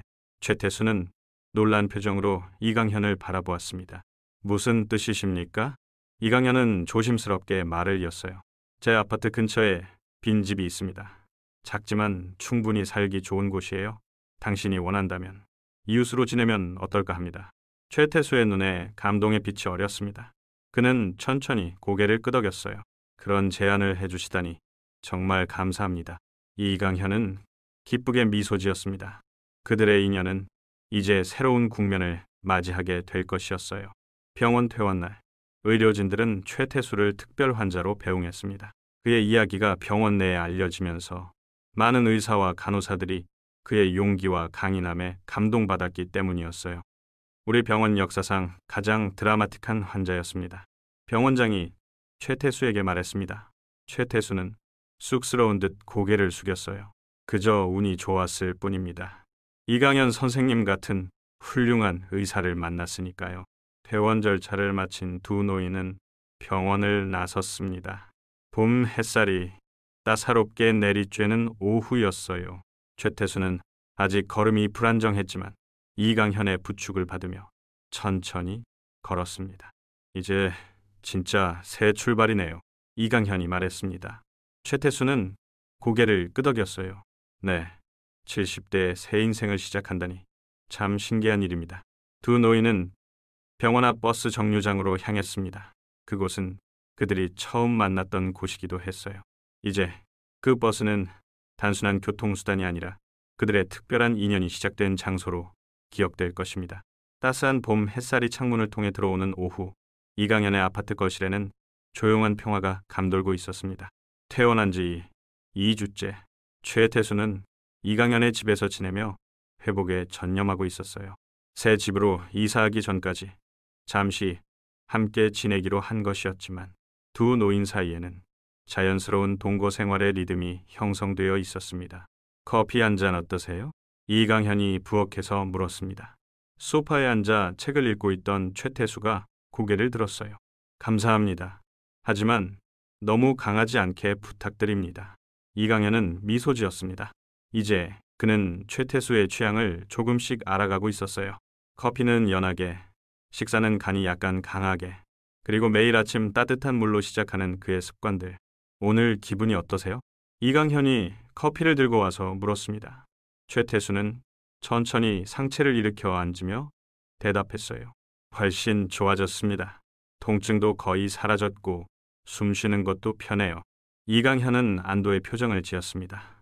의사로서 그는 최태수의 회복 과정을 매일 세심하게 관찰했고 실제로 놀라울 정도로 빠른 회복을 보이고 있었어요. 그런데 제가 이렇게 오래 폐를 끼치는 것 같아 미안합니다. 최태수가 조심스럽게 말했습니다. 이강현은 손을 저었어요. 무슨 말씀을 그렇게 하세요? 저는 오히려 동갑내기 친구가 생겨 즐겁습니다. 최태수의 눈가에 희미한 미소가 어렸습니다. 그는 평생 혼자 살아왔기에 이런 따뜻한 동거가 낯설면서도 편안하게 느껴졌어요. 두 사람은 조용히 커피를 마시며 창밖의 풍경을 바라보았습니다. 아파트 15층에서 내려다보는 도시의 모습은 마치 작은 모형처럼 아름다웠어요. 봄이 무르익어가는 나무들, 분주히 오가는 사람들, 그리고 멀리 보이는 산의 실루엣. 저는 늘 궁금했습니다. 최태수가 갑자기 입을 열었습니다. 40년 동안 왜 그렇게 저를 찾으셨나요? 단순히 감사 인사를 하기 위해서였나요? 이강현은 잠시 생각에 잠겼다가 대답했어요. 처음엔 그랬을지도 모릅니다. 하지만 시간이 지날수록 그건 제 삶의 목적이 되었어요. 생명을 구한 은인을 찾아 감사를 전하는 것이 제가 살아있다는 증거처럼 느껴졌거든요. 최태수는 고개를 끄덕였습니다. 그의 눈에는 깊은 이해의 빛이 어렸어요. 저도 비슷한 경험이 있습니다. 북에서의 임무 중에 한 어린 소녀를 구한 적이 있었어요. 그 아이의 안전을 확인하는 것이 제 임무 외의 유일한 개인적인 목표였죠. 이강현은 호기심 어린 눈으로 최태수를 바라보았습니다. 그가 자신의 과거에 대해 이야기하는 것은 드문 일이었어요. 그 소녀는 어떻게 되었나요? 최태수는 먼 산을 바라보며 대답했습니다. 남한으로 무사히 데려왔습니다. 나중에 미국으로 입양되었고 몇 년 전에 의사가 되었다는 소식을 들었어요. 이강현의 눈이 커졌습니다. 혹시 김수현 박사 이야기인가요? 최태수가 놀란 표정으로 이강현을 바라보았어요. 어떻게 아셨죠? 이강현은 따뜻한 미소를 지었습니다. 그녀는 제 제자였어요. 심장외과 전문이죠. 항상 자신을 구해준 그림자 아저씨에 대한 이야기를 했습니다. 최태수의 눈에 눈물이 고였습니다. 그는 잠시 말을 잇지 못했어요. 그렇군요. 세상은 참 좁습니다. 이강현은 고개를 끄덕였습니다. 운명이라고 밖에 설명할 수 없죠. 우리의 만남도 그리고 이런 연결고리들도 두 사람 사이에 편안한 침묵이 흘렀습니다. 그들은 지금 서로의 인생이 얼마나 깊게 연결되어 있는지 새삼 깨닫고 있었어요. 해가 저물기 시작했고 이강현은 저녁 식사 준비를 위해 일어섰습니다. 최태수도 천천히 일어나 그를 도우려 했어요. 괜찮습니다. 아직 무리하지 마세요. 이강현이 말했지만 최태수는 고개를 저었습니다. 앉아만 있으면 더 답답합니다. 조금이라도 도울게요. 두 노인은 함께 부엌에서 저녁을 준비했습니다. 이강현이 야채를 썰고 최태수는 천천히 테이블을 차렸어요. 간단한 일상이었지만 그 속에는 깊은 위로가 담겨 있었습니다. 식사를 하며 이강현이 문득 물었습니다. 그런데 최 선생님은 가족이 없으신가요? 최태수의 표정이 잠시 어두워졌다가 풀어졌습니다. 결혼은 했었습니다. 하지만 아내는 20년 전에 세상을 떠났고 자녀는 없어요. 북파공작원 신분으로는 가족을 갖는 것이 쉽지 않았습니다. 이강현은 이에 눈빛으로 고개를 끄덕였습니다. 저도 비슷합니다. 의사 생활에 너무 몰두하다 보니 가정에 소홀했어요. 아내는 10년 전에 떠났고 아들은 미국에서 살고 있습니다. 1년에 한 번 정도 연락이 오는군요. 두 노인은 서로의 상실과 외로움에 대해 이야기하며 묘한 공감대를 형성했습니다. 각자의 방식으로 나라와 사회를 위해 헌신했지만 그 대가로 개인적인 행복을 희생해야 했던 이야기였어요. 때로는 생각합니다. 다른 선택을 했다면 어땠을까? 이강현이 중얼거렸습니다. 최태수는 잠시 생각하다가 대답했어요. 저도 그런 생각을 많이 했습니다. 하지만 결국 우리는 우리가 해야 할 일을 했을 뿐이라고 생각해요. 누군가는 그런 선택을 해야 했으니까요. 이강현은 고개를 끄덕였습니다. 최태수의 말에 깊은 위안을 느꼈어요. 그래도 이제는 조금 늦었지만 우리만의 평화를 찾을 때가 된 것 같습니다.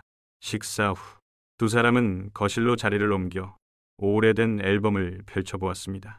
이강현은 자신의 과거 사진들을 꺼내 최태수에게 보여주었어요. 젊은 시절의 의사 모습, 봉사활동, 사진, 그리고 40년 전 국경 지역에서의 몇 장의 흑백 사진. 이게 바로 그 마을입니다. 이강현이 한 장의 사진을 가리켰습니다. 작은 마을의 전경이 담긴 사진이었어요. 최태수는 사진을 가만히 들여다보았습니다. 그렇군요. 모든 것이 그대로네요. 그 느티나무들, 우물. 그의 목소리에는 깊은 노스텔지어가 묻어났습니다. 40년이 지났지만 그 기억은 여전히 선명했어요. 가끔 꿈에서 그곳으로 돌아갑니다. 임무 중에 만난 사람들, 그 시간들. 최태수의 눈에 먹먹한 그리움이 어렸습니다. 그는 사진을 조심스럽게 매만지며 말을 이었어요. 북에서의 임무는 항상 생사의 갈림길이었습니다. 매 순간이 마지막일 수 있다는 생각으로 살았죠. 하지만 그곳에서 만난 사람들은 단순한 임무 대상이 아니었어요. 그들의 삶, 꿈, 희망 모두 기억합니다. 이강현은 조용히 듣고 있었습니다. 최태수가 이렇게 자신의 내면을 털어놓는 것은 처음이었어요. 특히 기억에 남는 건 그 마을의 작은 진료소였습니다. 의약품이 부족해 많은 사람들이 치료받지 못하고 있었죠. 제 임무는 정보 수집이었지만 가끔 비밀리에 남한에서 가져간 약을 전달하기도 했습니다. 그 말에 이강현이 놀란 표정을 지었어요. 그랬군요. 제가 그 진료소에서 봉사활동을 할 때 종종 신비롭게 나타난 약품들이 있었습니다. 그게 다, 네, 어쩌면 제가 전달한 것일 수도 있습니다. 두 사람은 서로를 바라보며 미소 지었습니다. 그들의 인연은 40년 전부터 이미 깊게 연결되어 있었던 것이었어요. 가끔 생각합니다. 그때 그곳에 남아있던 사람들이 지금은 어떻게 살고 있을지. 최태수의 목소리에는 깊은 걱정이 묻어 있었습니다. 이강현은 조용히 대답했어요. 저도 자주 그런 생각을 합니다. 전쟁과 분단이 없었다면 그들도 우리처럼 자유롭게 나이 들어갈 수 있었을 텐데요. 창밖으로 밤이 깊어갔습니다. 도시의 불빛이 별처럼 반짝이는 풍경이 펼쳐졌어요. 두 노인은 과거의 이야기를 나누며 서로의 마음속 깊은 상처를 조금씩 치유해 나가고 있었습니다. 저는 항상 죄책감에 시달렸습니다. 최태수가 문득 말했습니다. 이강현은 그를 바라보았어요. 왜 그런 생각을 하셨나요? 북에서의 임무 중에 어쩔 수 없이 몇 명의 생명을 앗아야 했습니다. 국가를 위한 일이었지만 그들도 누군가의 아들이고 남편이었죠. 그 얼굴들이 아직도 꿈에 나타납니다. 이강현은 최태수의 어깨에 손을 올렸습니다. 당신은 그저 주어진 임무를 수행했을 뿐입니다. 그리고 그 과정에서 저를 포함한 수많은 생명을 구했어요. 균형의 문제라고 생각합니다.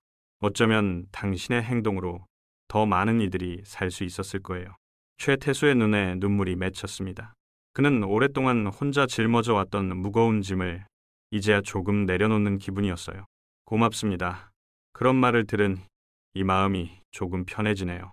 이강현도 자신의 마음속 깊은 곳을 털어놓기 시작했습니다.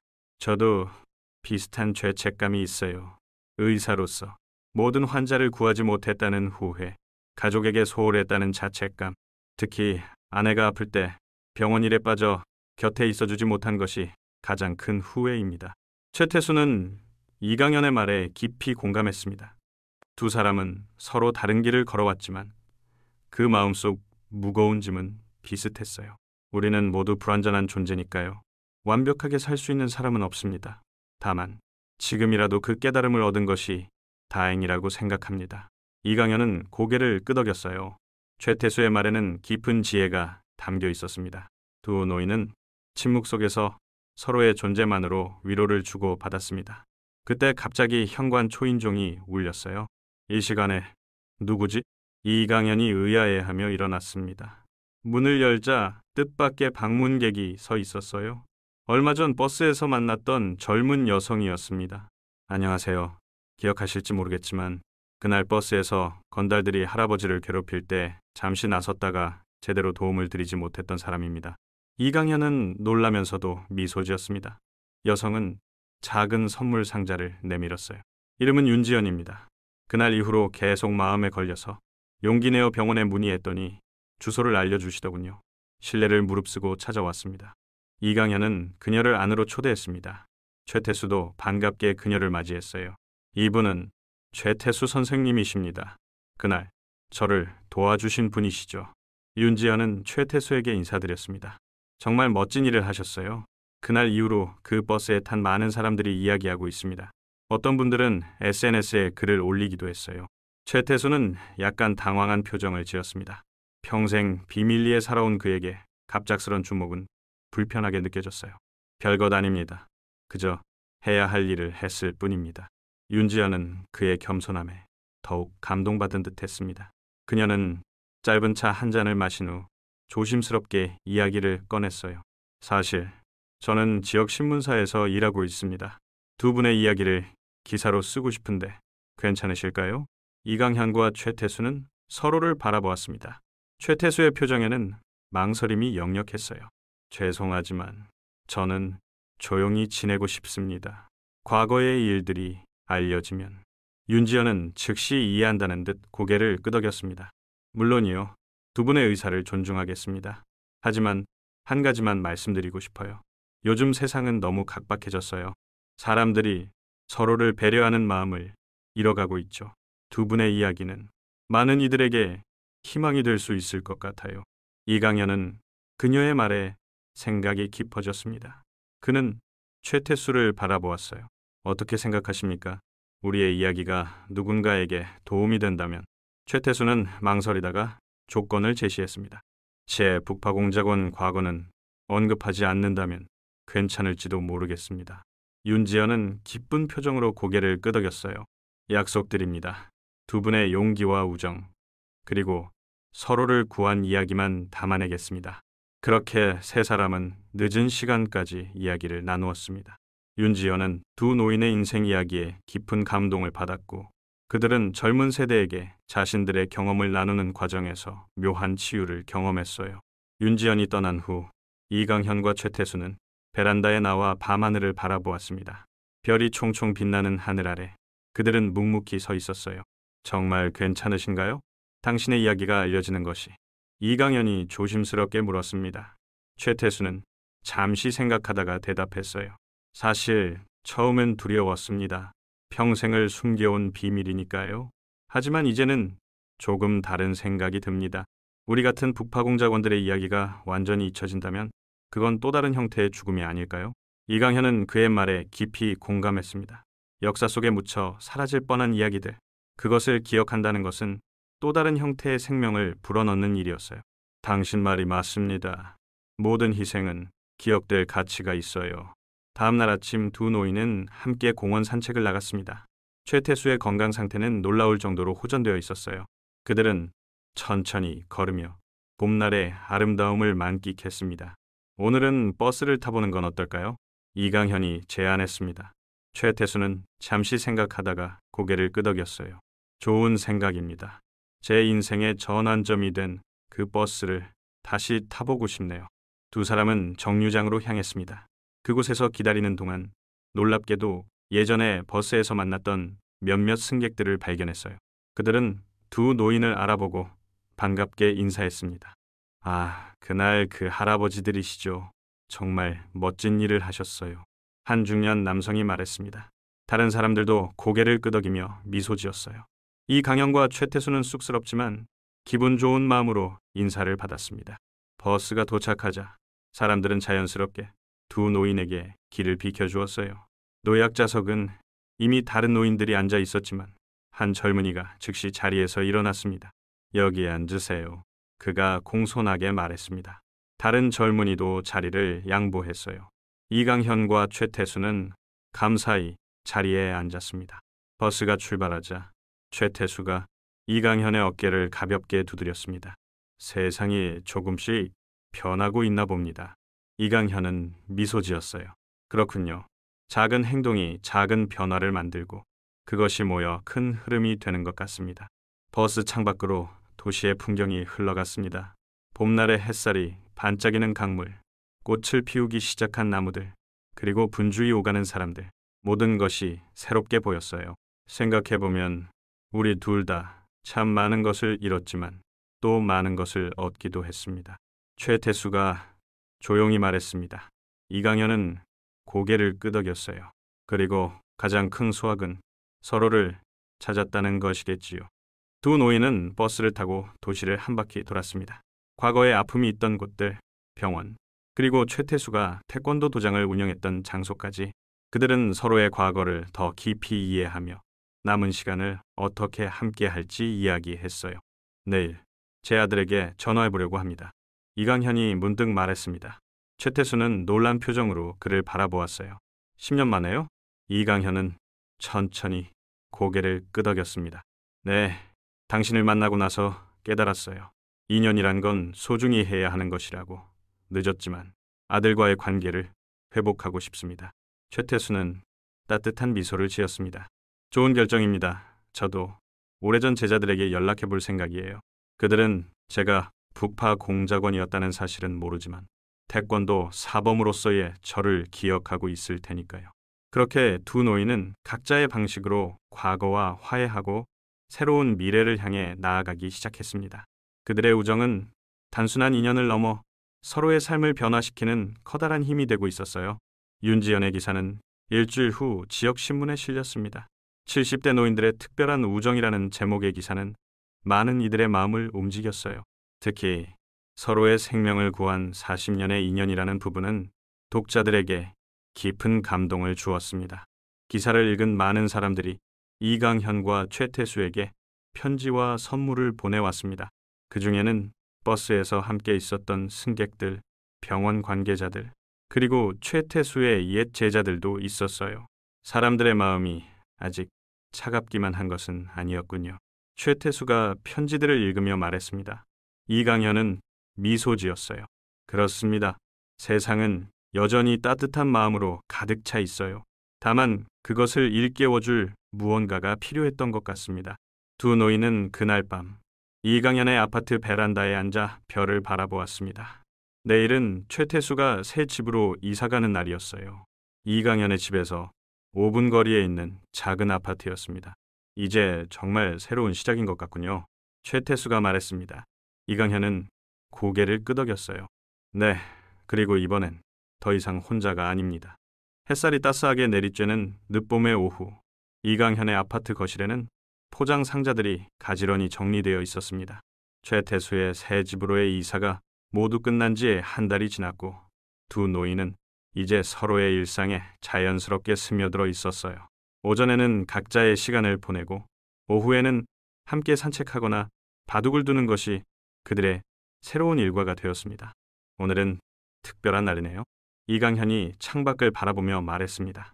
최태수는 차를 마시다가 고개를 들었어요. 무슨 특별한 날인가요? 오늘은 우리가 버스에서 처음 만난 지 정확히 100일째 되는 날입니다. 최태수는 놀란 표정을 지었습니다. 그는 날짜를 계산해 보고는 고개를 끄덕였어요. 정말 그렇군요. 시간이 참 빠르게 흐르는군요. 이강현은 미소 지었습니다. 그래서 오늘 특별한 제안이 있습니다. 우리가 처음 만났던 그 버스를 다시 한번 타보는 건 어떨까요? 같은 시간, 같은 노선으로요. 최태수의 눈이 반짝였습니다. 그는 잠시 생각하더니 고개를 끄덕였어요. 좋은 생각입니다. 그때와는 많은 것이 달라졌으니까요. 두 노인은 천천히 준비를 마치고 집을 나섰습니다. 오늘따라 하늘은 더욱 푸르렀고 거리의 나무들은 짙은 녹음으로 가득했어요. 여름이 시작되기 직전에 완벽한 봄날이었습니다. 버스 정류장에 도착했을 때 그들은 몇몇 익숙한 얼굴들을 발견했습니다. 지난 몇 달간 그들의 이야기는 지역 사회에 작은 파문을 일으켰고 많은 사람들이 두 노인을 알아보게 되었어요. 안녕하세요, 선생님들. 젊은 회사원이 공손하게 인사했습니다. 이강현과 최태수는 미소로 화답했어요. 그러한 작은 인사가 이제는 낯설지 않은 일상이 되어가고 있었습니다. 버스가 도착하자 사람들은 자연스럽게 두 노인에게 먼저 탈 수 있도록 길을 비켜주었어요. 이강현과 최태수는 감사의 인사를 건네며 버스에 올랐습니다. 오, 이분들이 그 유명한 버스 기사가 두 노인을 알아보고 반갑게 맞이했습니다. 그는 신문 기사를 통해 그들의 이야기를 알고 있었어요. 좋은 오후네요, 기사님. 이강현이 정중하게 인사했습니다. 버스 기사는 미소 지으며 고개를 끄덕였어요. 네, 정말 좋은 날입니다. 오늘은 요금을 받지 않겠습니다. 두 분의 이야기를 읽고 많은 것을 생각하게 되었거든요. 최태수는 손사래를 쳤습니다. 아닙니다. 규칙은 지켜야죠. 그는 교통카드를 찍고 이강현도 뒤따라 요금을 지불했어요. 버스 기사는 존경스러운 눈빛으로 두 노인을 바라보았습니다. 버스 안으로 들어서자 노약자석은 이미 몇몇 노인들이 앉아 있었습니다. 이강현과 최태수는 서로 눈빛을 교환하고는 손잡이를 잡아서 있기로 했어요. 그들에게는 더 도움이 필요한 다른 노인들이 그 자리에 앉는 것이 당연하게 느껴졌습니다. 그때 놀라운 일이 벌어졌어요. 일반석에 앉아있던 두 젊은이가 동시에 자리에서 일어났습니다. 할아버지들, 여기 앉으세요. 그들은 공손하게 자리를 양보했습니다. 다른 젊은 승객들도 이어서 일어났어요. 저희는 괜찮습니다. 최태수가 말했지만 젊은이들은 고개를 저었습니다. 아닙니다. 저희가 신문에서 두 분의 이야기를 읽었어요.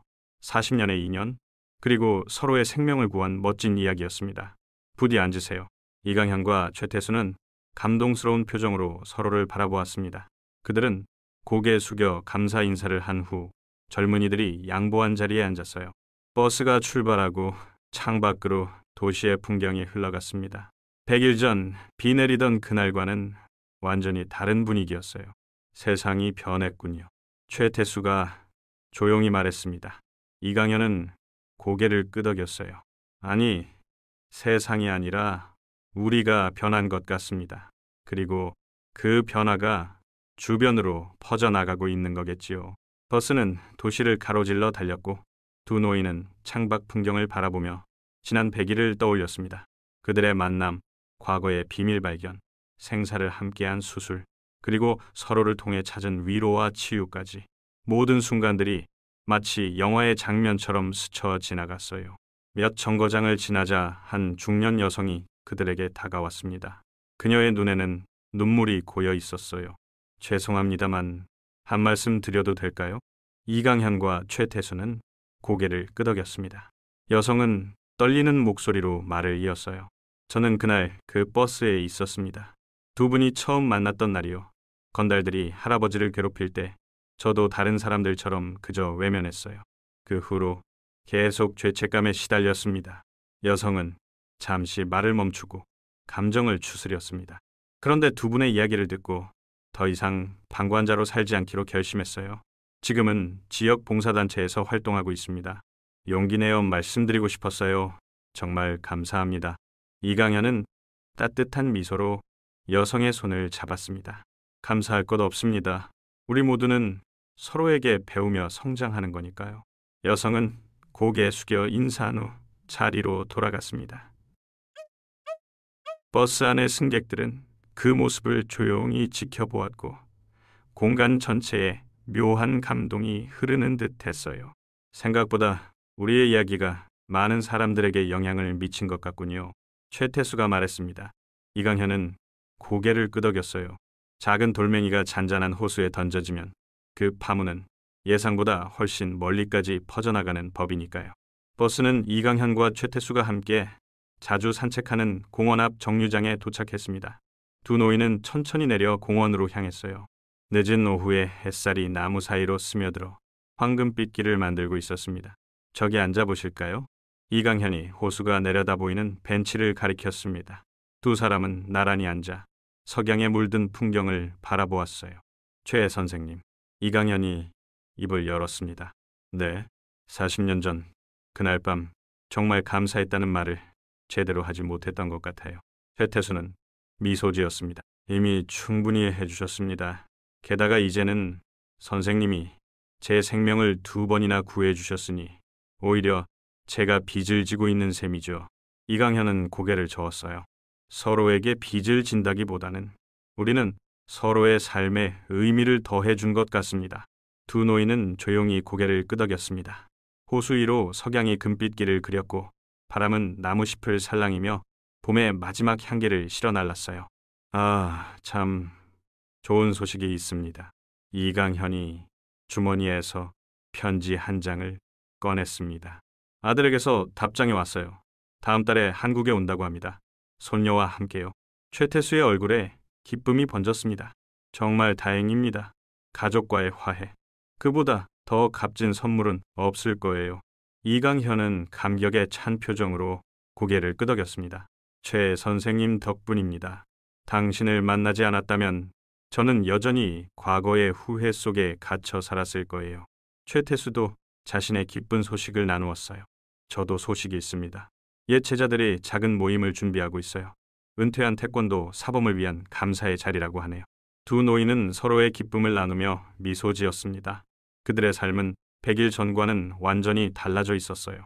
외로움과 후회 대신 이제 그들의 마음에는 새로운 희망과 따뜻한 인연이 자리 잡고 있었습니다. 호수 위로 석양이 점점 더 깊어갔고 공원의 가로등이 하나둘 켜지기 시작했어요. 봄의 마지막 꽃잎들이 바람에 흩날리며 호수 위로 떨어졌습니다. 이강현 선생님, 최태수가 천천히 입을 열었습니다. 네, 인생을 살다 보면 때로는 봄이 영원히 오지 않을 것 같은 겨울을 지나야 할 때가 있습니다. 부파 공작원으로 살았던 그 시절, 그리고 그 후로도 오랫동안 제 인생은 겨울이었던 것 같아요. 이강현은 조용히 듣고 있었습니다. 최태수는 말을 이었어요. 하지만 지금은 모든 것이 달라졌습니다. 마치 오랜 겨울이 지나고 봄이 온 것 같아요. 이강현은 깊이 공감하며 고개를 끄덕였습니다. 저도 같은 마음입니다. 지난 10년간 저는 봄이 왔다고 생각했지만 실은 마음속에 아직 겨울이 있었던 거죠. 하지만 이제는 두 노인은 서로를 바라보며 미소 지었습니다. 그들의 눈에는 깊은 우정과 이해가 담겨 있었어요. 이강현은 깊은 숨을 들이쉬고 말했습니다. 이제 진짜 봄이네요. 최태수는 따뜻한 눈빛으로 고개를 끄덕였어요. 네, 이제 진짜 봄입니다. 그들의 머리 위로 벚꽃 몇 잎이 흩날렸고 저녁 노을은 호수 위에 마지막 빛을 남겼습니다. 공원의 산책로에는 가족들과 연인들, 친구들이 삶의 소소한 기쁨을 나누고 있었어요. 두 노인은 천천히 일어나 집으로 돌아가는 길을 걸었습니다. 그들의 걸음은 느렸지만 확신에 차 있었고 어깨는 의지하지 않았지만 가까이에 있었어요. 40년의 시간을 뛰어넘은 인연, 서로의 생명을 구한 특별한 관계, 그리고 남은 인생을 함께 걸어갈 친구. 공원을 빠져나오는 길에 그들은 다시 버스 정류장을 지났습니다. 그곳에는 많은 사람들이 줄을 서서 기다리고 있었어요. 젊은이들과 노인들이 서로 대화하며 웃고 있는 모습이 보였습니다. 버스가 도착하자 젊은이들이 노인들을 먼저 태우기 위해 자연스럽게 길을 비켜주었습니다. 그 모습을 지켜보던 이강현과 최태수는 서로 눈빛을 교환하고 미소 지었어요. 작은 변화들이 모여 세상을 바꾸는 법이죠. 이강현이 말했습니다. 최태수는 고개를 끄덕였어요. 그리고 그 변화는 언제나 우리 자신으로부터 시작됩니다. 두 노인은 석양을 등지고 아파트 단지를 향해 천천히 걸어갔습니다. 그들의 뒤로 봄날의 마지막 햇살이 금빛으로 물들고 여름의 첫 바람이 살랑살랑 불어왔어요. 그들은 이제 알고 있었습니다. 진정한 영웅은 화려한 무대 위에 있는 것이 아니라 일상의 작은 용기와 배려 속에 있다는 것을, 그리고 인생의 진짜 봄은 나이가 아니라 마음가짐으로 결정된다는 것을. 이강현과 최태수 두 노인의 특별한 우정은 그렇게 새로운 계절을 맞이했습니다. 그들의 이야기는 많은 이들의 마음속에 작은 씨앗이 되어 또 다른 봄을 준비하고 있었습니다.